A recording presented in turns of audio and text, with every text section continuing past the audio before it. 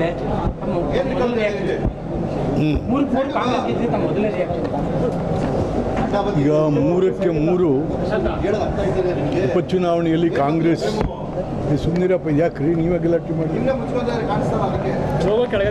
ಇತ್ತ ಹಿಡಿಯಪ್ಪ, ಬಾ ಹಿಡ್ಕೊಬೇಕು. ಇವತ್ತು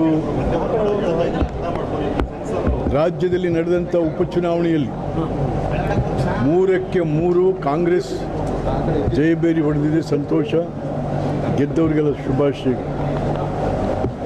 ಉಪಚುನಾವಣೆಗಳು ಯಾವತ್ತೂ ಕೂಡ ಶಿಫಾರಸಿನ ಮೇಲೆ, ದುಡ್ಡಿನ ಮೇಲೆ, ಜಾತಿ ಮೇಲೆ ಮತ್ತು ಅಧಿಕಾರದ ಆಶಯಗಳ ಮೇಲೆ ನಡೆಯುತ್ತೆ ಹೊರತು ಯಾವುದೇ ತತ್ವ ಸಿದ್ಧಾಂತ ಕಾರ್ಯಕ್ರಮಗಳ ಮೇಲೆ ನಡೆಯಲ್ಲ. ಎಲ್ರಿಗೂ ಗೊತ್ತಿರುವಂಥ ವಿಚಾರ. 3 ಚುನಾವಣೆ ಕಾಂಗ್ರೆಸ್ ಗೆಲ್ತು ಅಂದ ತಕ್ಷಣವೇ ಸಿದ್ದರಾಮಯ್ಯನವರು ಅವ್ರ ಮೇಲಿರ್ತಕ್ಕಂಥ ಆಪಾದನೆಗಳಿಂದೇನು ದೂರ ಆಗಲ್ಲ. ಅವೆಲ್ಲ ಇದ್ದೇ ಇರ್ತವೆ. ಮೂಢ ಆಪಾದನೆಗಳಿರ್ಬೋದು, ವಾಲ್ಮೀಕಿ ಹಗರಣ ಇರ್ಬೋದು, ಮತ್ತು ಇನ್ನೊಂದು ಹಗರಣ ಇರ್ಬೋದು. ಈ ಹಗರಣಕ್ಕೆ ಇದು ಉತ್ತರ ಅಲ್ಲ, ಹಗರಣಗಳಿಗೆ ಉತ್ತರವಲ್ಲ ಈ ಉಪಚುನಾವಣೆ. ಹಾಗಾಗಿ ಯಾರು ಬೀಗಬೇಕಾಗಿಲ್ಲ, ನಾವು ಗೆದ್ದುಬಿಟ್ಟು.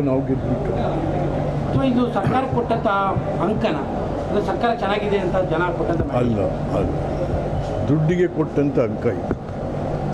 ಆಮೇಲಿಂದ ಹಲವಾರು ರೀತಿಯಲ್ಲಿ ಏನು ಒಂದು ರಾಜ್ಯದ ಪ್ರಗತಿಗೋಸ್ಕರ